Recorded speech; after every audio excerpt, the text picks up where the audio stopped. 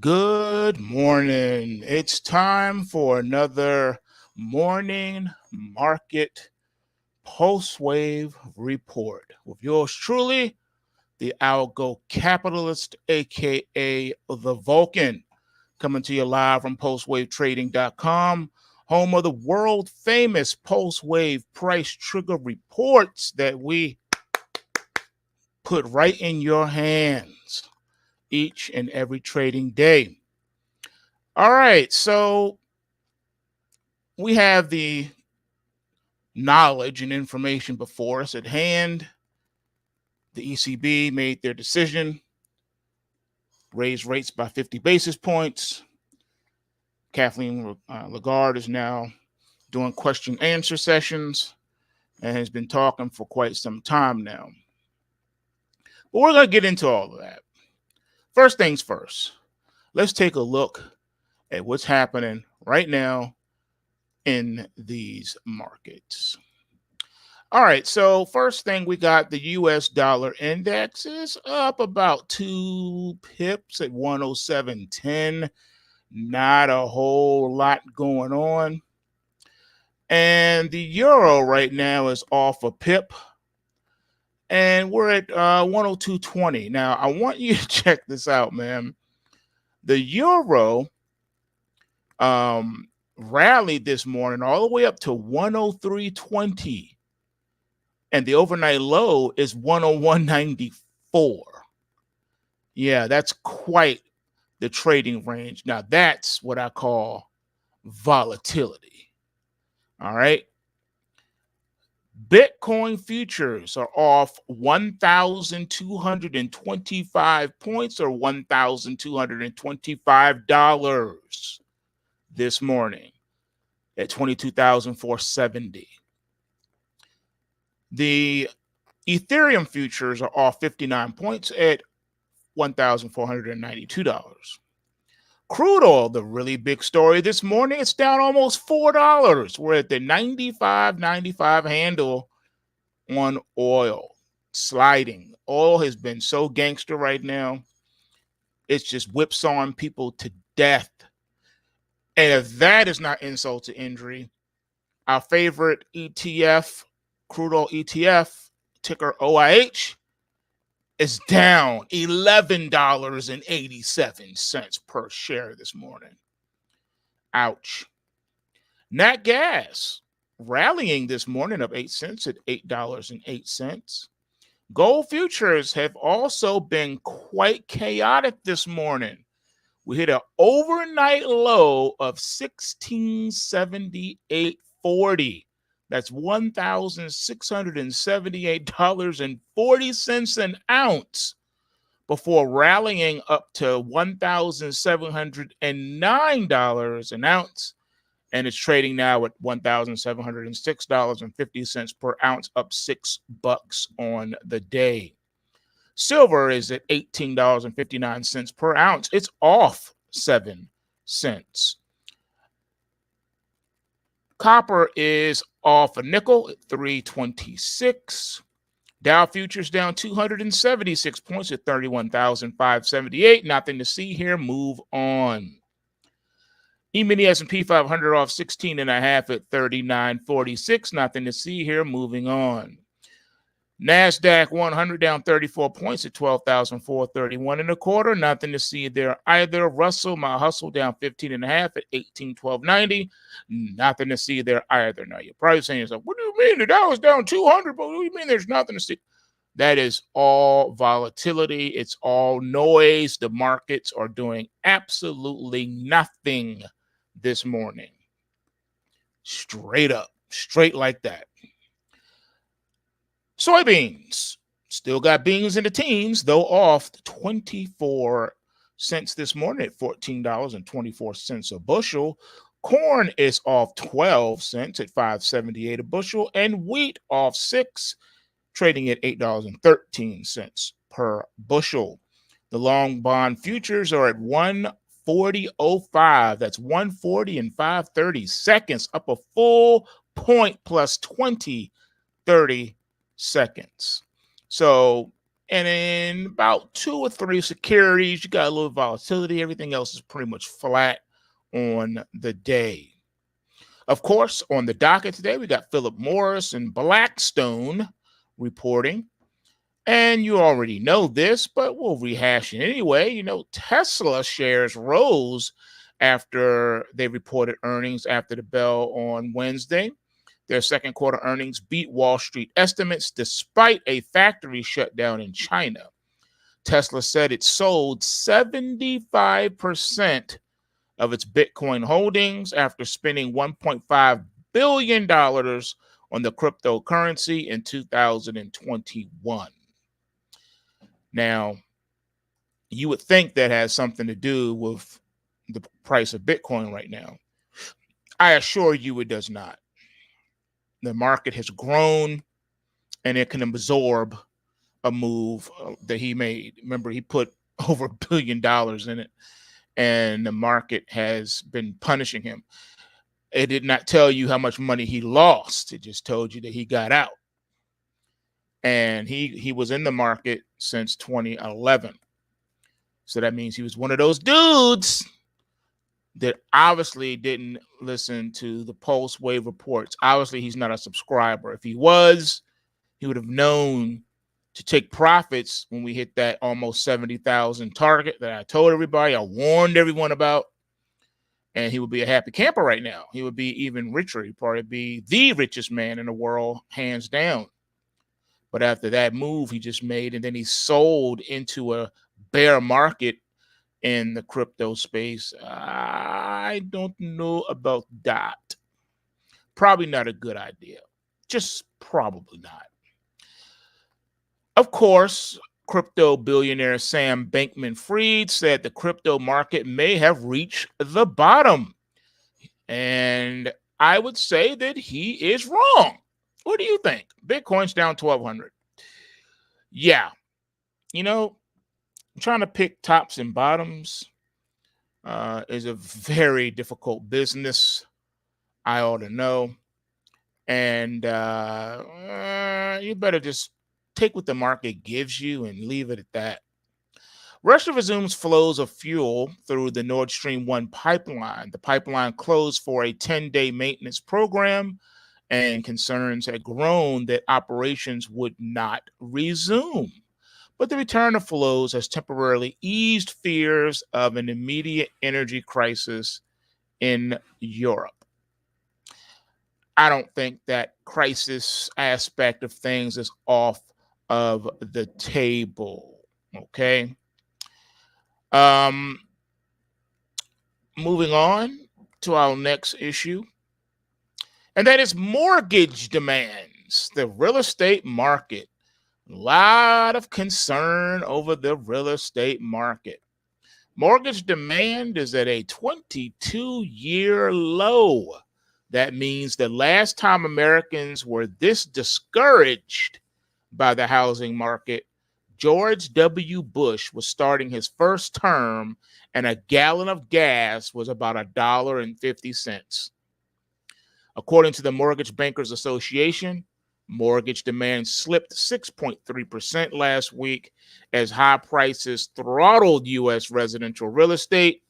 That makes 3 consecutive weeks of declines and suggests more downside is ahead.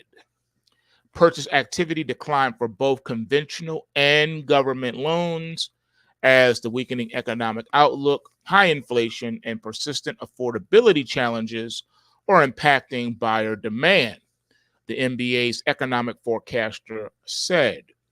Now, there is a lot at play here. For one, mortgage rates have roughly doubled this year from about 3% in January to close to 6% this month.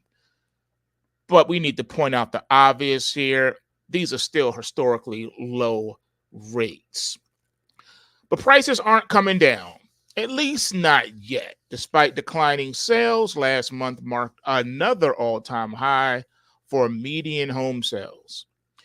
The MBA's refinancing index, meanwhile, plummeted 4% over the last week and 80% over the last year. 80%. and refinancing. And soaring inflation hasn't helped. High prices and surging rates are weighing on buyer sentiment. In turn, home builders are pessimistic about the market than at any point since the start of the pandemic. Moody's chief economist Mark Zandil even warned the housing market is about to enter a deep freeze as first-time home buyers can't afford to buy in. The takeaway from all of this is that the housing market has certainly cooled, but not quite enough for buyers to be able to cope with higher mortgage rates on top of higher prices that appear to be still climbing. Yeah. And as a result of this, we got issues. The world is not ready. I don't think the world is ready. Do you think the world is ready? I don't think the world is ready. I really don't. I believe that what we're about to see is going to be quite scary, and that most people will not know what to do about it. And there's a myriad of reasons for this. First and foremost, first-time home buyers are at a terrible advantage right now. And one of the prime reasons that they're at a disadvantage is because not only do you have rising interest rates, but then you have this terrible jobless situation. Now, jobless claims came out worse than anticipated this morning. So we need to deal with this aspect of things as well. Before we get deeper, before we dive way deeper into this, I believe we need to take a look at something. And I'm going to pull it up here for you so that you can get an idea of the scope of what the market is facing when we talk about the housing market. And I think that seeing is definitely believing. All right, so here we go. The first thing we're going to look at is the ticker IYR. This is the biggest real estate ETF that's out there. Even though it focuses heavily on the commercial side, you still get the point. As you can see here, we've been in a bear market. All right. You hit new 52-week lows just a couple weeks ago. Since then, you had a nice bear market rally off of lows, but now we're hitting a resistance point at the bottom of the Kumo cloud. Now, you take a look at that and you start to think to yourself, Then you switch over here and you look at the inverse ETF of the real estate market as a whole. And what do we see? Well, it's been in a bull market, but not that long. It just started back here. Since then, we were in a bear market. Prices got real low in this ticker SRS. Now, we start off today looking for some upside potential, and I'm thinking that the market is about to give it up. The reason being is because this housing market scenario is looking worse. For where? The longer-term weekly chart shows a bear market for the inverse ETF, but we're now in this correction, and it's starting to look as if it may turn into a full-blown rally. And if that happens, your real estate market is toast. How will you know when the dominoes are starting to fall? Because this SRS inverse ultra short real estate ETF will turn into a full-blown bull market. That is your warning sign, ladies and gentlemen. This inverse ETF, it's been all getting crushed for quite some time. But it looks like it may be ready to start galloping back up to that $70, $80, $90 price handle, maybe even get back up to where it was at one point before all the stock splits and what have you, back in 2008, when this financial crisis in real estate first hit. This stock was at $35,486.40 a share. Just something to think about. Just think about what we are talking about here. All right. So, yeah, this ETF has the potential to move. All right. I see you, Brandon. Okay. So, if you are a member at PulseWave Trading, if you go to your dashboard and go through the, I think it's education, there is a display where I actually give you the display parameters. Now, it's not going to be what you're seeing on the screen now because this is all my proprietary indicators. These are what I call my algo charts. So they're not necessarily going to look like the standard charting packages you use at TradingView or any other vendor, because this is all proprietary stuff. But I do have a particular setup for pulse waivers on the website. Just go to the dashboard and click in education. You should find the setup there. If not, just go to the chat room, the trading room, and ask one of the fellows there to point you in the right direction. One of the moderators will have you can hook you up. I think that they're in there now. All right. So what else we got here? Where was I? Okay, yeah. So this is the backdrop for today's story. So this is your real estate market right here. What are they going to do about it? That's the question. You can't make this stuff up. You know what I mean? It is what it is. And at some point, something has to give. So that's why I like to look at the charts, because it really tells the story. You know what I mean? It lets us know what's really good. Now, XHB, which is the home builders ETF, has also been in a bear market for quite a while on the daily algo charts. Look where it has fallen from.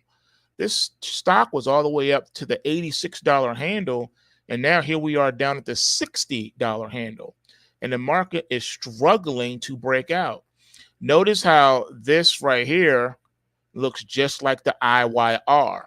I know a lot of people have that thing. Well, you always talk about the IYR, and that's the commercial real estate side, but I want to know, I'm looking at the residential. What you don't understand is that real estate is real estate, and that's why the home builders, XHB, actually tracks with the IYR. And you can see that right here. You've seen one chart, you've seen them both. This right here is your IYR. This right here is your XHB. Same thing, is it not? Now, this recovery was on June the 17th. This recovery was also June the 17th, same day. All right, primary rally alert on the same day. The prices are moving together. There's no way around it. Say what you will. These prices, these are almost tick for tick moving together. Same direction, simultaneously. Once again, you can't make this stuff up. It is what it is. All right. So that's why I showed it to you, so you could see what's going on in these markets, regardless of what the mainstream media is talking about. Sometimes the news will match the price action. Other times it will not. And right now, this is a case of maybe it's not. So the next issue is, what do we need to know? Well, we just discussed you may not want to try to buy a house right now if you're a first-time home buyer, because prices are under a lot of pressure right now, meaning that over the past 2 years, home prices in the United States have gone up nearly 40%. So if you bought a house for $100,000, it's now gone up 40% at $140,000 now. Now, mortgage rates are rising at a pace that is truly frightening, as we just looked at, and they're likely to go even higher in the months ahead. Now, if you remember last night's end of day report when I showed you the long bond, and you saw that that long bond price is under tremendous pressure as well. And as long as that bond price relocks into the downside and starts falling again, then rates have no choice, nowhere to go but up, because there's an inverse relationship between bond price and rates. Needless to say, higher mortgage rates mean higher potential mortgage payments for prospective home buyers. And so millions of Americans are now being priced out of the marketplace altogether. The only thing that is going to bring down those buyers, bring down the prices and bring buyers back into the marketplace, is for home prices to go down. And that's already starting to happen in some areas of the United States. Now, we are already in a historic housing bubble heading into 2020. When we say housing bubble, we're talking about the prices. Again, 40%. They've gone up 40%. And over the past 2 years, we've witnessed another housing bubble develop on top of the previous housing bubble. So we're reliving 2006, 2007, 2008 all over again. Overall, home prices in the U.S. rose 37% just between March of 2020 and March of 2022. Now, of course, incomes have not been going up as fast as home prices have. In fact, it's being reported that home prices have gone up 4 times faster than incomes over the past year. Ouch. That's incredible. Absolutely insane. What are you supposed to do with that? You know? Oh, well. Now, in addition to this,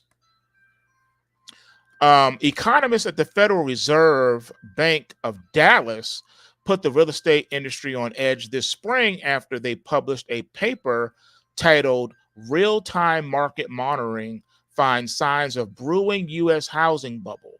Why the renewed concern? Over the past year alone, home prices have gone up 4 times faster than incomes. Simple economic theory, which dictates that neither home prices nor incomes can outgrow the other for very long, tells us that that isn't sustainable.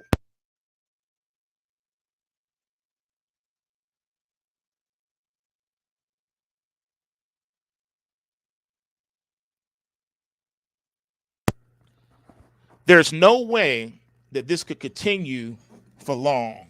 And we have reached a point where home prices in the United States are overvalued by almost 25%. The analysis conducted at Moody's Analytical aimed to find out whether economic fundamentals, including local income levels, could support local home prices. On a national level, Moody's Analytics finds U.S. home prices are overvalued by 24.7%. In other words, U.S. home prices are 24.7% higher than they would historically trade at given current income levels. Does this mean that home prices will come down by 25%? Well, it depends on what the Federal Reserve chooses to do. It also depends on what the Federal Reserve can do. If the Fed decides to stop raising interest rates by the end of this year, the damage could potentially be minimized. However, if the Fed continues to raise interest rates throughout 2023, we're likely to see carnage that is unlike anything we've ever seen before, dwarfing what happened in 2008. All right. Now, average 30-year mortgage rates have pushed to nearly 6.4%. The last time we saw mortgage rates over 6% was right before the housing crash of 2008. Until mid-April, mortgage rates were in the 4% to 5% range. Just 1 month ago, rates were 5.49%. Ouch. Low-income home buyers have already been priced out of the market by spiking mortgage rates. The houses that are selling tend to be in the higher price ranges.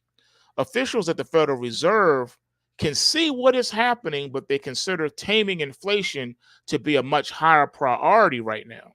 So the housing bubble will inevitably continue to implode, and the numbers for the industry will just get even uglier. That's right. Peter Schiff stated that air is hissing out of the housing bubble faster and faster every single week. Pending sales plunged in June, and the inventory of homes on the market jumped as mortgage rates continued to rapidly rise. Pending home sales plunged by 16% year over year in June. This follows on the heels of a 12% drop in May and a 9% dip in April. June marked the 10th straight month of year-on-year declines in pending sales. Some of the hottest markets in the country have started to cool off really fast. For example, take California. The pace of California home sales plunged 21% in June from a year earlier as soaring mortgage rates took a bite out of buyer interest. The state realtors group reported this on Monday. And what we're witnessing in Boise is really alarming. Boise was once the hottest market in the entire nation, but now sales are dropping faster than Joe Biden's approval ratings. Before governors relaxed stay-at-home orders 2 years ago, white-collar professionals were already fleeing their exorbitantly priced apartments in cities like San Francisco and Seattle. The biggest beneficiary of this home buying wave was undoubtedly Boise. Boise, Idaho. Well, home prices skyrocketed at 53%. You could even call it the poster child of the pandemic housing boom. But that Boise honeymoon is over. While spiking mortgage rates have pushed the overall housing market into a slowdown, it has delivered a particularly hard blow to the Boise housing market. That is seeing both home sales plummet down 28% on a year-over-year basis, and along with inventory levels surging up 161% this year. It's also chipping away at home values. According to Zillow, the median Boise home sales price fell 3.5% in June. This downturn is going to have enormous implications for home builders as well. Sales are falling, and a key measure of home builder confidence just declined for the 7th month in a row. The National Association of Home Builders Wells Fargo Housing Market Index, which measures the pulse of the single-family housing market, fell for the 7th consecutive month to 55, the lowest level since May of 2020. It is the second biggest one-month decline in the survey's 37-year history. The only time that the index has fallen more in a single month was during the very early stages of the pandemic. National Association of Home Builders CEO Jerry Howard fears that things will continue to get worse in the months ahead, and he is warning that we're going into a recession unless something dramatic happens. I would argue to say that we already have been in a recession. For the last 7 straight months, it has been going down, and this is a huge drop. And I think all it says is somebody doing something, or we're going to go into a recession, he stated. But like I said, we're already in a recession. All right. And it's looking like things are about to get really bad. Unfortunately, lawmakers have been making decisions that have been mind-numbingly bad for a long time, and now we're all going to have to suffer the consequences. What goes up must come down. It's just a natural law. Speaking of up and down, did you know that the European Central Bank not only hiked interest rates by 50 basis points, but that this is the first time doing so in 11 years? There's that Bermuda Triangle devil's box thing coming up. There's the number 11. They love the number 9 and the number 11 and 33 and 333 and all these kind of things. So, yeah, take that for what it is. But, yeah, we see you, ECB. So, just something to think about as we are moving along here. It is a bumpy ride, and it's going to be real terrible.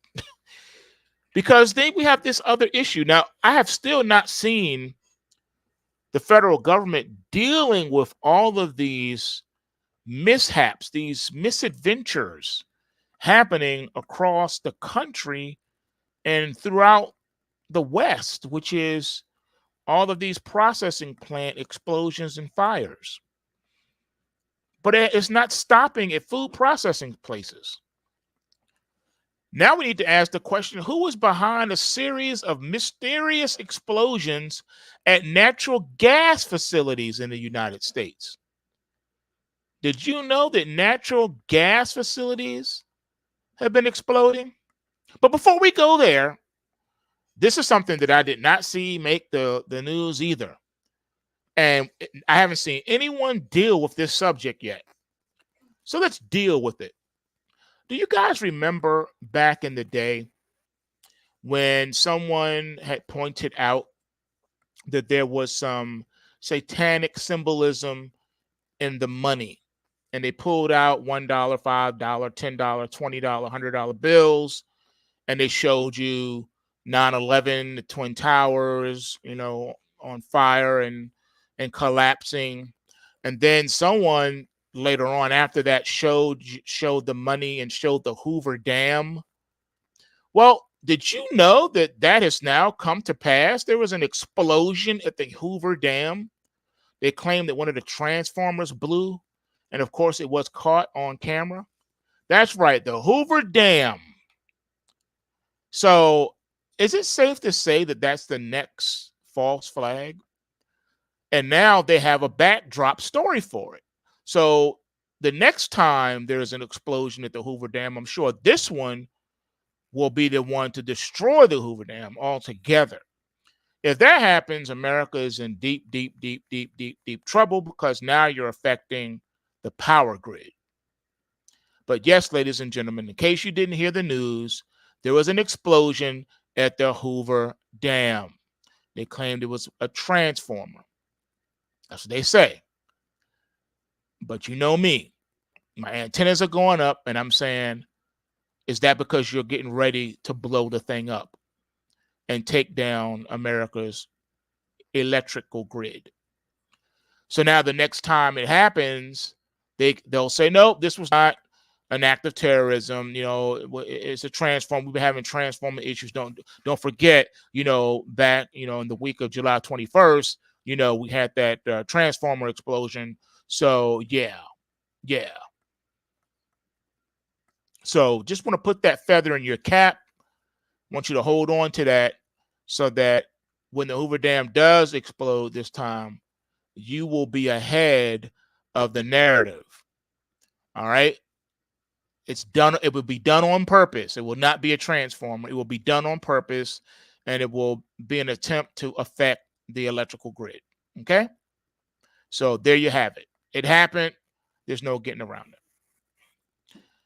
But now we need to talk about the explosion at the natural gas facilities. Now, it's plural. It's not one facility. It's facilities. So then now you got to ask yourself a question. Are we under attack? Is this an act of war? And if so, who's doing the attacking? We need to think about this.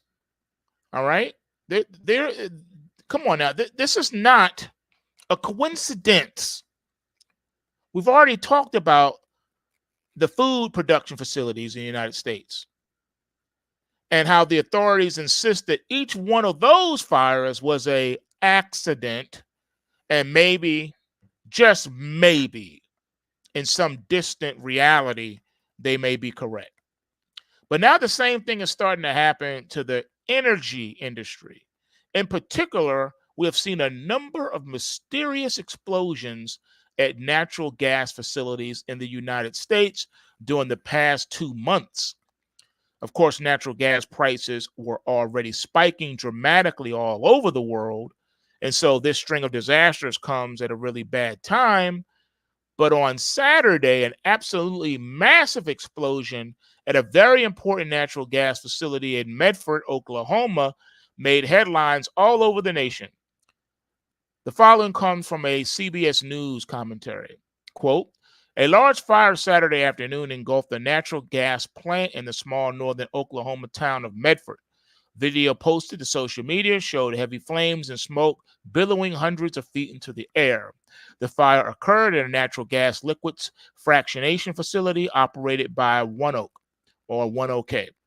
A company spokesperson confirmed in a statement to CBS News.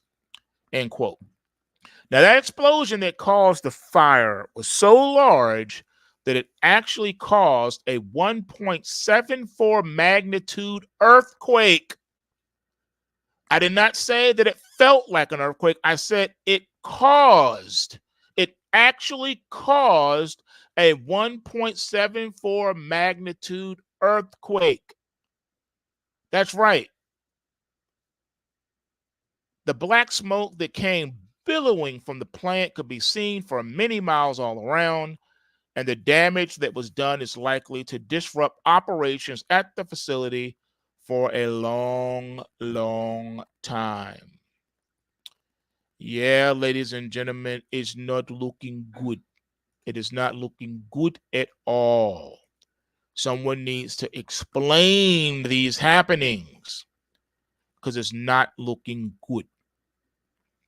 Authorities say a fire is now out after an explosion along a natural gas line sent up a column of flames from a field in Fort Bend County on Thursday. According to the Fort Bend County Precinct 1 Constable's office, the explosion occurred before 11 a.m. There's that 11 again, 11 a.m. and the 1540 block of Joanne near FM 1952 west of Orchard. Nearby residents report hearing a loud pop when the explosion occurred.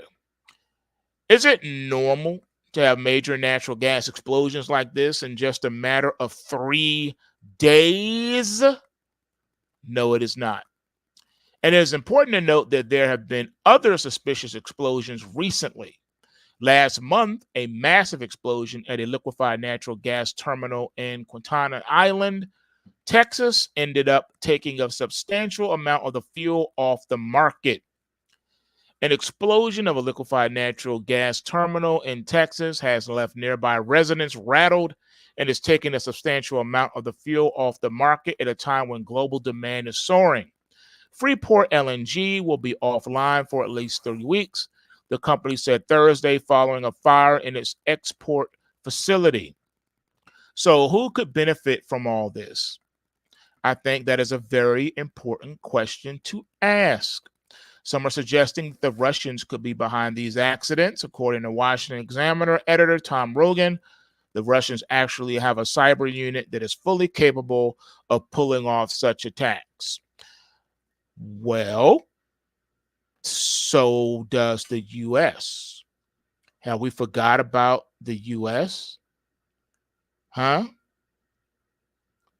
What about the U.S.? What about the NSA? Huh?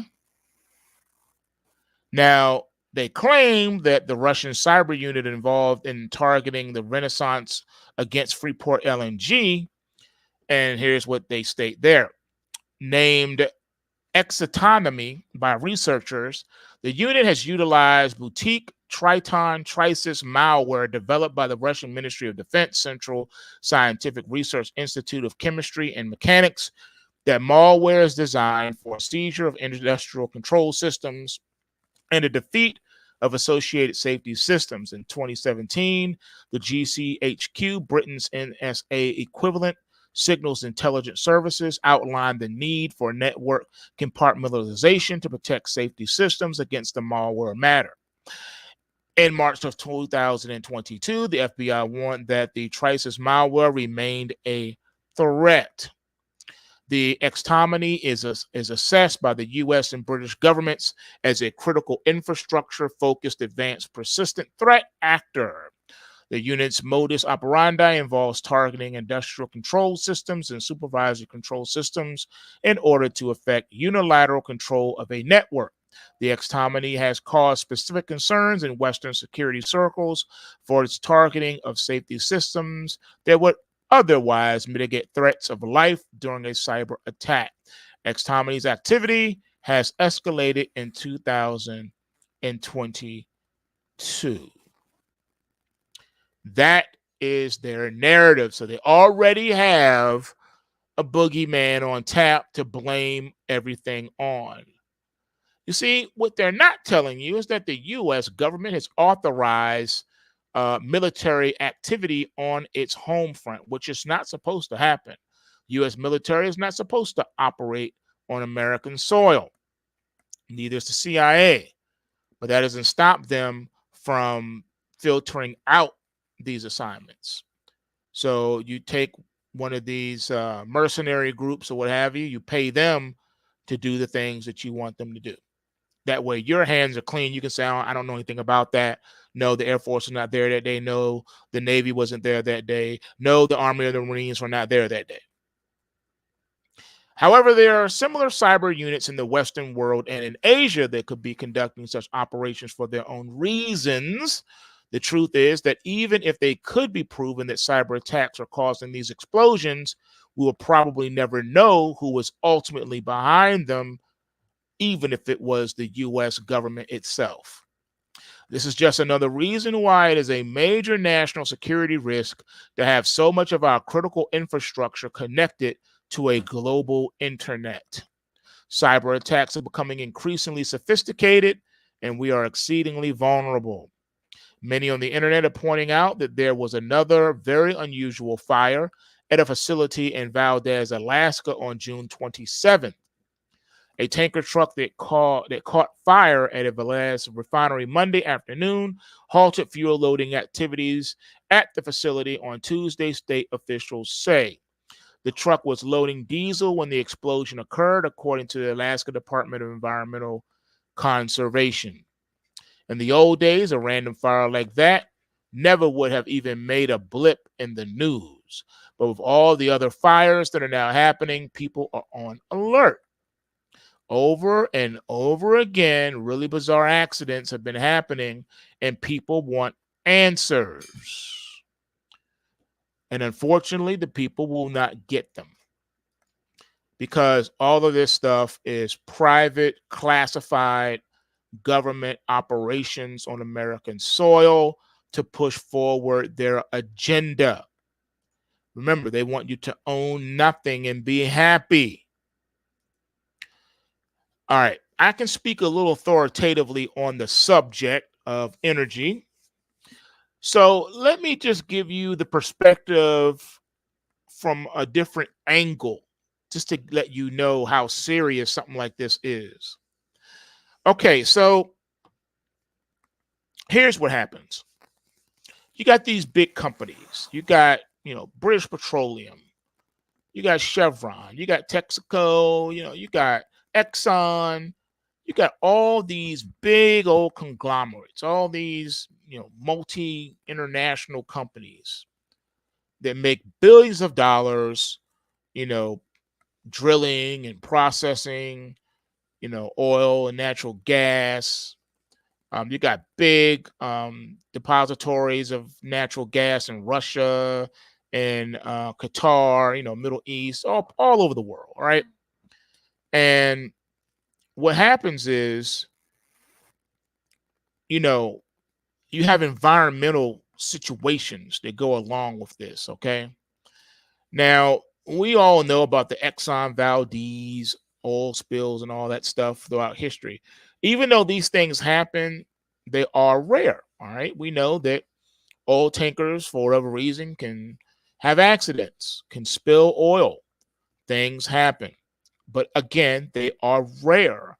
And when they happen, they actually have infrastructure built in to clean it up. But when we talk about processing plants, we're talking about something else now. Now things go to another level. Do you know the security level at the average processing plant? Have you any idea the security at places like that? And I don't mean just security like, armed security guards. I'm talking about the mechanisms that they have in place to prevent environmental situations. Why do you think the EPA is always all over these type of stories? Because they're involved. Let me give you an example. We'll take the average airport, major airport hub. Like I'm in the DMV, so you got Reagan National, you got BWI Baltimore, and then you got Dulles. Okay. Now, I'll use Dulles as an example. They have a tank farm. Most of these big airports do. They have a tank farm.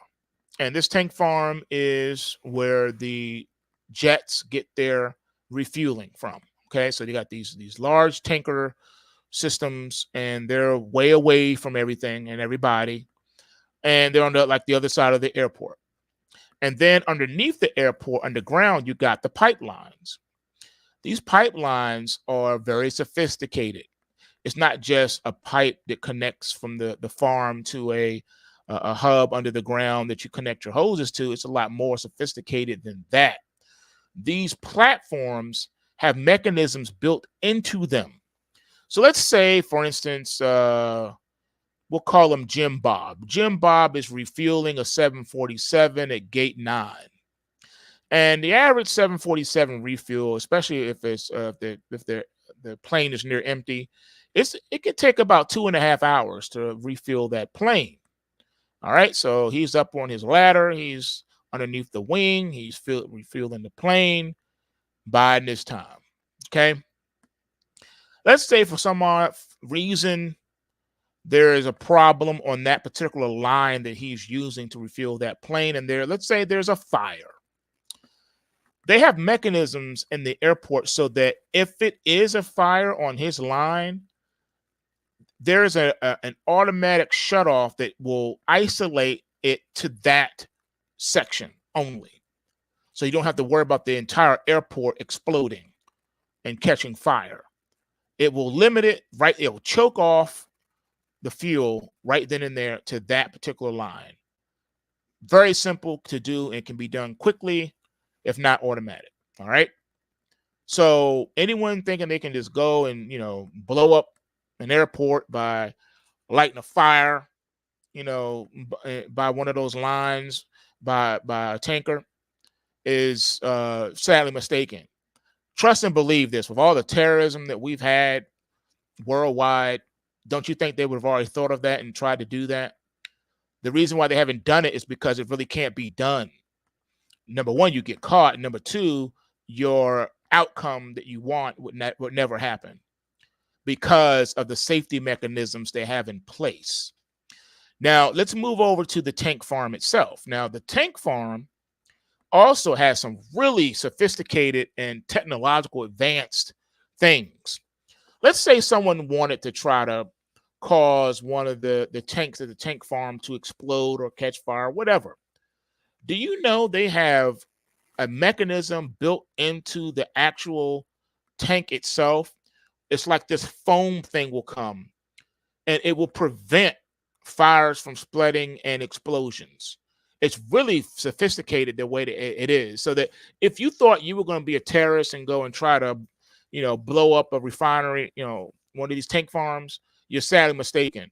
The mechanisms that are in place would make that nearly impossible, because the actual tanks themselves, like I say, they have a built-in mechanism, this foam thing, that if a fire were to break out, it will be snuffed out immediately. The foam thing will come in, kick in, and there you go. The fire is out. No fire. Okay, so it's not going to happen. Not to mention the security level at the tank farm. Security is off the chain, just like the security you would expect at a at a nuclear plant. nuclear power plant. Mad security, crazy security. Okay, not happening. So the fact that a processing center is different than a tank farm. I understand that. So that would go to say, without even thinking about it, that the security measures there would even be even more off the hook and leveled up because of the very nature and the danger of what they're working with. You don't think the EPA got rules and regulations for how they need to run these things? Come on, man. Think about it. Think about it. So the fact that this is happening is also a farce. Now, the one thing I did not mention in this that you don't know, and I'm about to tell you now, is that let's say let's go back to Jim Bob. He's underneath the wing of the 747. He's refueling this plane. It's going to take him about 2.5 hours. He's giving it a full load. If, for let's say, whatever reason, he's not in his right mind, and he's bored, he's standing there.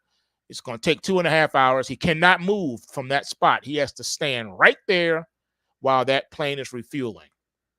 All right. If he leaves and gets down off that ladder and just lets that thing go automatically like that, and something happens, do you know what happens to Jim Bob? See, most of you don't know this. Do you know what will happen to Jim Bob?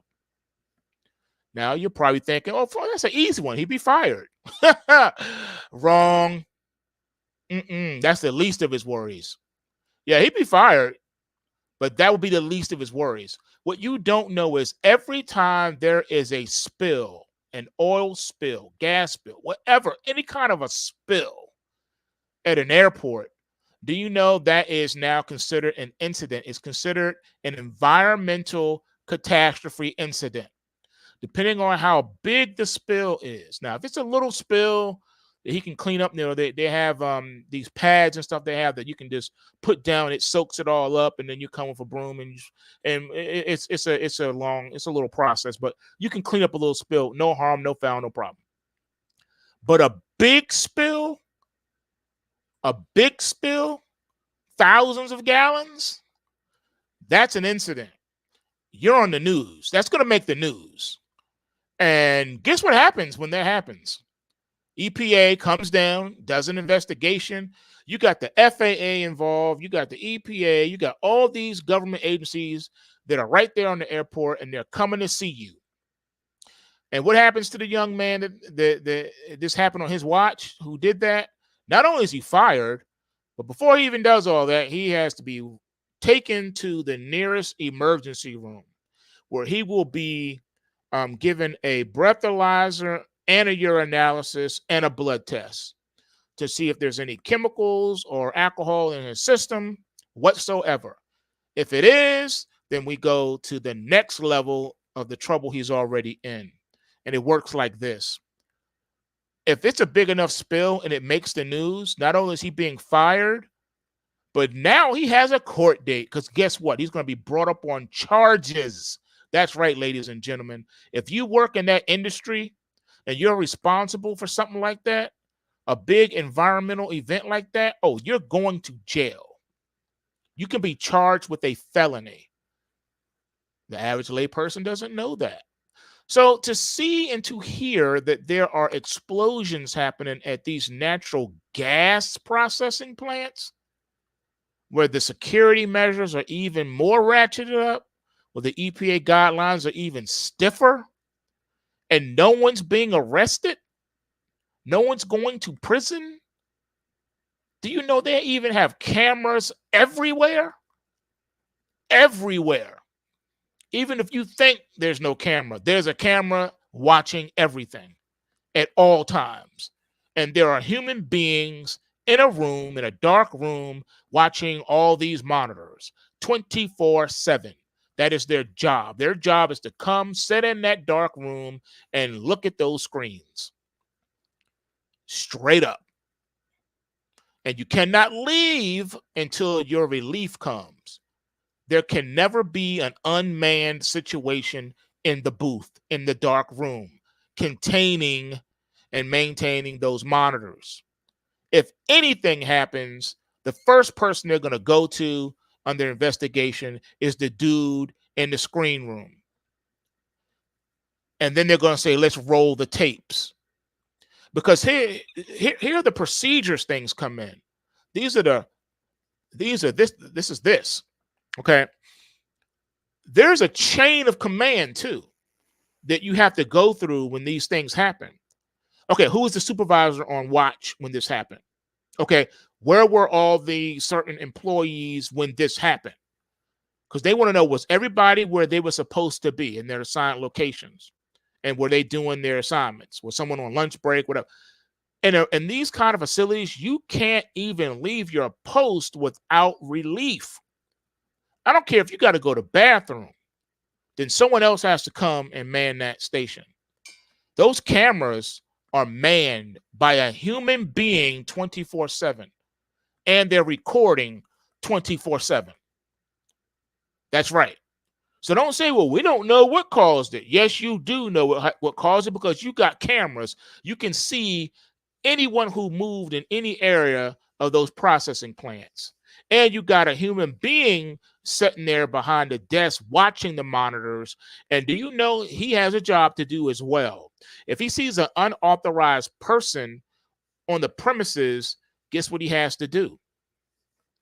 He has to sound the alarm. He has to notify his supervisor in the chain of command. He has to notify security.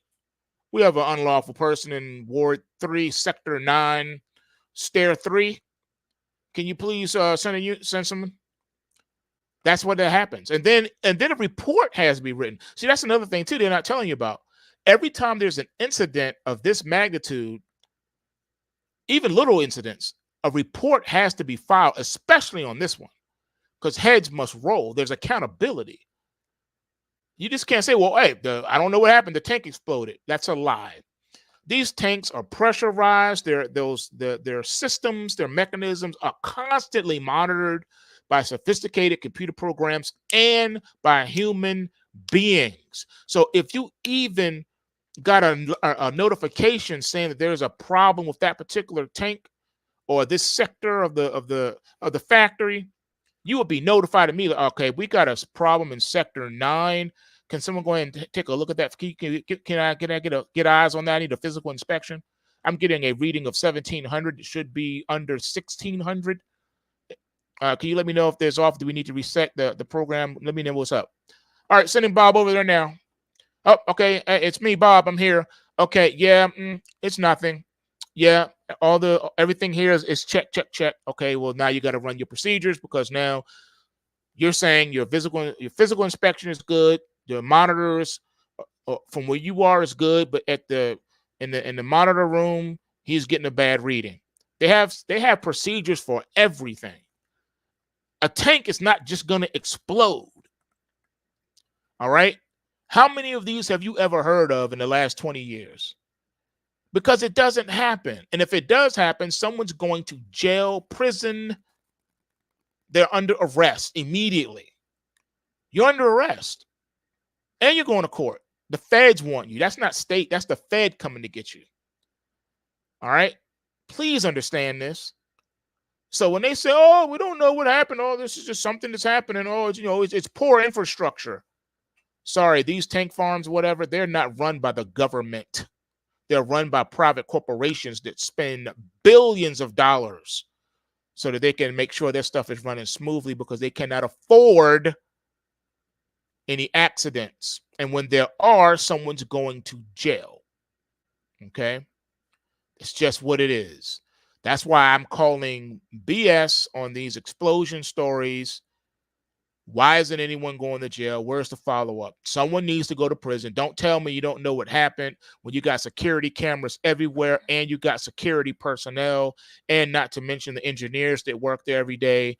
Don't tell me you didn't know. And the reports they got to file daily with all the readings, monitor readings. If that thing is even a tick off, there are guidelines that have to be met, and now people are gathering and doing what they got to do to find out why I'm getting these bad readings. Before a tank explodes, you're going to get some kind of reading that tells you, okay, the pressure's too high in this one, or we got a leak, or whatever the case is. Things just don't go wrong for no reason. And when they do, the computer program is going to tell you something's off, something's wrong. Go check it out. Pull out your manual and do what you're supposed to do. And then you got to write a report. Several people, every time there's an incident like this, through the chain of command, have to write a report. The people on duty got to give a report. The dude that was watching things on camera have to give a report. Detailed report. The what, where, why, when, and who. And then you got to add in your report, what did you do? After all this, what did you do? What was the very next thing, the very first thing you did after you saw this happen? What did you do? Because they got to make sure that everyone followed protocol. That's why I don't believe the stories. That's why I say they're false. It's false. It doesn't make any sense. Someone should be arrested because this doesn't sound right. Even if it was an accident, let's say it wasn't sabotage, it wasn't some hacker. All right. Even if that was true, someone will probably still go to jail, because that means you didn't do your job. Because again, what were you doing and where were you when this happened? Dude in the booth, why didn't you say something? I saw sparks flying, but I didn't think nothing of it. Really? I call BS on it. Now, as far as the food processing plants, I don't know anything about that, so I'm not going to speak on something I don't know about. But when it comes to this this energy, it comes to oil and whatnot, I can talk about that with a little bit of authority, because I've been dealing with that industry for a long time, so I can talk about that. So yeah, I don't believe these stories. I'm sorry, I don't believe it at all. I think that it's definitely enemy action. If this happened once, like you heard on the news, okay, this particular plant in this state, this problem happened. Okay, fine. Still got to do an investigation. Still got to find out what happened. And if you say it wasn't sabotage, okay, then what was it? Where are the reports? I want to read the report. I want to see, where was Jim Bob when this happened? What did he do? Did he follow his protocols? Because you better believe they're going to get to the bottom of it. And you're talking about an explosion that caused an earthquake? Oh, I'm sure the FBI already showed up on the scene, and probably some other government agencies that we don't even know the acronyms to have showed up, and they flashing badges wanting to know what's up. I'm sure Homeland Security then rolled up on them, because as far as until they know better, they have to assume this may be an act of terrorism. So I'm sure the Department of Homeland Security was in there figuring out what's going on. Now let's talk about the hacking part a little bit. I'm going to tell you what my problem is with the whole hack thing. It seems like every time there's a situation, and even when there's not a known situation, what do you hear in the mainstream media? They say China is picking on me, or Russia is picking on me. Every time in the mainstream media, you keep hearing that the U.S. is this poor, skinny, little frail kid in the corner that all the big kids keep beating up on and bullying and taking his lunch money. All these commercials I hear on the radio that they're government contractors, and ABC Acme Security Pro for your government needs. Talking about how they can prevent hacking and the cybersecurity. All right. And then they get billion-dollar contracts with the federal government to provide cybersecurity for this department, for this government agency, for that government agency. All these big cybersecurity firms, organizations, private corporations, government provocateurs. And you trying to tell me this is still a problem? The one company that comes to mind is Siemens. Siemens is a really big government contractor when it comes to cybersecurity and, in general. But yet I keep hearing on TV all the time and on the radio, China just hacked this government agency. Russia just hacked that government agency. Woe is me. Why is China and Russia picking on me? Poor little weak little US. Everybody is picking on the US. Oh, we're so weak. Oh, the US is so frail. Oh, the US is so fragile. Oh, our infrastructure is so fragile. Oh, our internet security is non existent. Oh, that's all you keep hearing. All you keep hearing is that the US got hacked again. And the US got hacked again. And the US got hacked again. They can even tell you who hacked them, but you can't stop it. Really? So you know exactly who hacked you, but you can't stop it. How many times have you heard a story on the mainstream news outlets that Russia hacked or China hacked? Dozens. You can't even count the times because it's too numerous to name. And they always seem to know, oh, it was Russia. It was this Russia, and it was this agency inside of Russia. He used this particular brand of laptop. It was a Hewlett Packard 1500 with 18 bigs of meg and RAM. Here's the serial number to the laptop, but they can't stop it. Really? Yeah, China hacked us. Yeah, China got in here again. Yeah, man. They hacked us. Yeah, this time it's Xi Jinping. It was his little grandson. Yeah, he was this time. He used a Dell laptop. He used Model 15A. This one has only 4 MB of RAM in it, but he was able to do it. I don't know how he did it, but yeah, he did it. He's the one that did it this time. He did it at 4:30 a.m. on Tuesday, and he did it while he was drinking a Big Gulp from 7-Eleven. You have all these details after the fact, but you can't prevent it. You're paying billions of dollars, billions of taxpayer money, billions of dollars paying these federal contractors to keep the federal government agencies safe on the internet, safe from cyber hacks, and they still get hacked. Why are you paying billions to these government contractors? And why isn't anyone going to jail? Some of these government programs that these agencies get when they get these government contracts require security clearance because you're dealing with sensitive data. And then we hear, oh, there was a breach of sensitive data. Really? And no one's going to jail. It was an accident. Really? And no one's going to jail. Come on now. You and I both know if we were to try to hack any government agency right now, not only would they stop us, but they would catch us. And before I could log out of my computer, they'll be kicking down my door, arresting me and taking me off to some Guantanamo type site. So then how is it that these occurrences keep happening? So are you leading us to believe that the United States of America, the United States government is so impotent and powerless and incompetent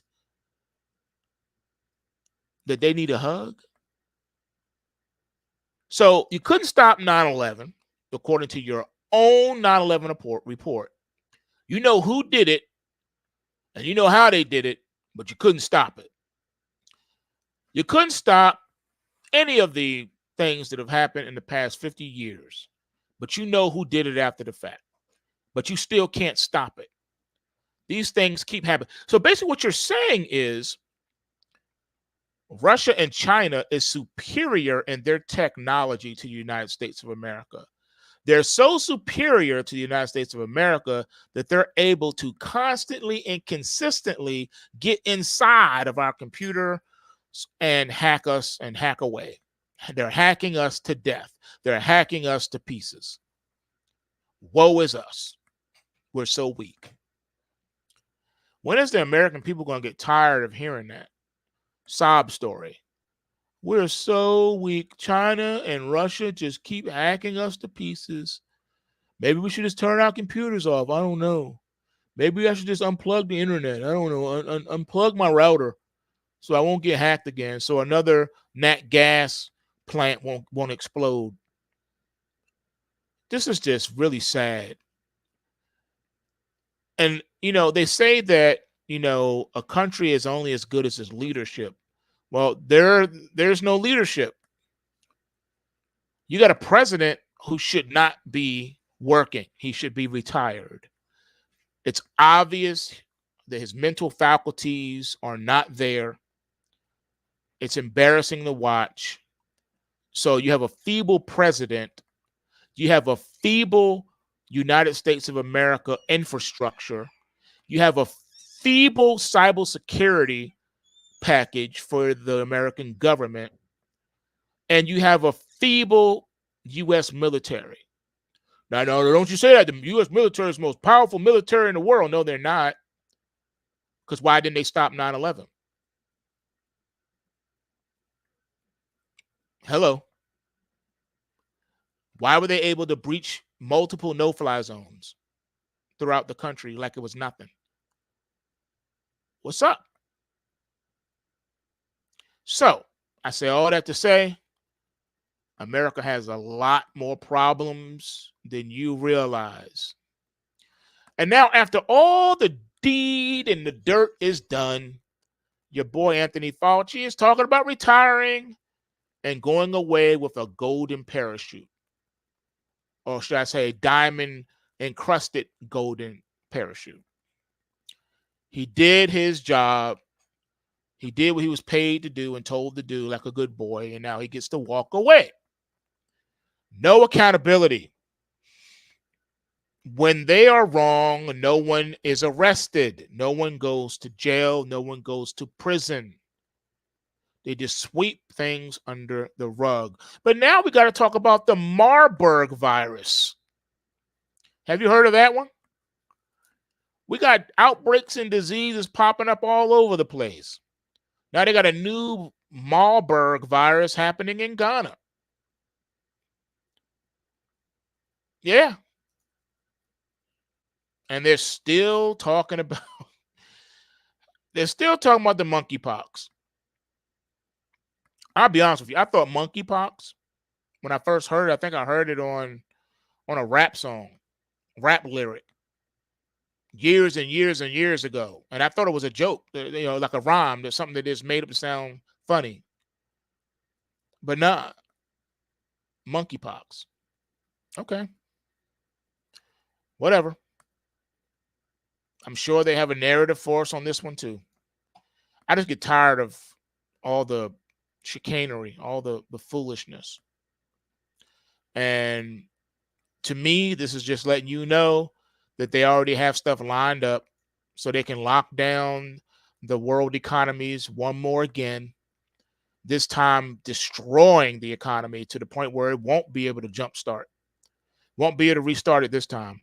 You barely got it restarted now with all the shipping supply crunch delays and shortages. I tell you, man. Dirt is in rare form in the live chat. He said blaming deaths on viruses is the same as blaming maggots for the death of roadkill. Touche, my man. That is dope. That was dope. I like that. I like that a lot. Oh man.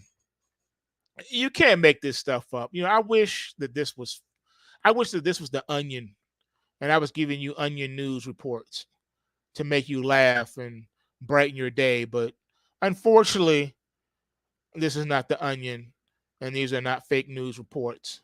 Unfortunately, these are very real reports. And when they say truth is stranger than fiction, it's whack, man. But this is what it is.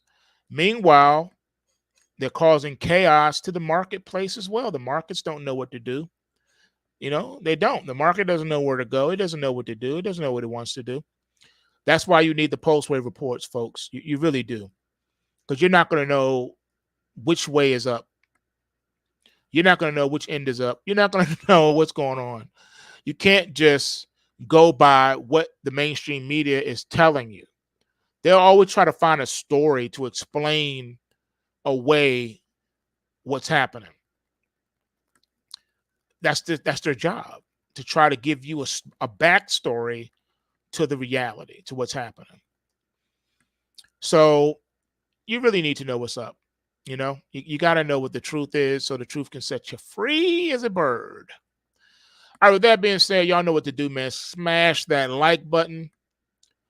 Later this afternoon, I want to say 3:30-ish, East Coast, New York time, we're going to do our training video. So if you are a PulseWaver, if you have any questions, or you need help or some explanations with something, or you're in a trade, you need some help, or you just need advice or what have you, this is your opportunity to come to the training. It doesn't last long, about 10 minutes or so. This depends on how many questions there are. But this is something that we do a couple times a week, just so that we can help all of our PulseWavers to be successful and extract money out of these markets every day, like a true market pimp should. And with that being said, remember, bulls make money, bears make money, and pigs get slaughtered. So remember to take what you can and give nothing back. That simply means take whatever profit you can take from the market on a daily basis and don't give any of it back in the way of losses. Never turn winning trades into losing trades. Learn to take your profits and to tighten your stops. With that being said, I'm out. Peace.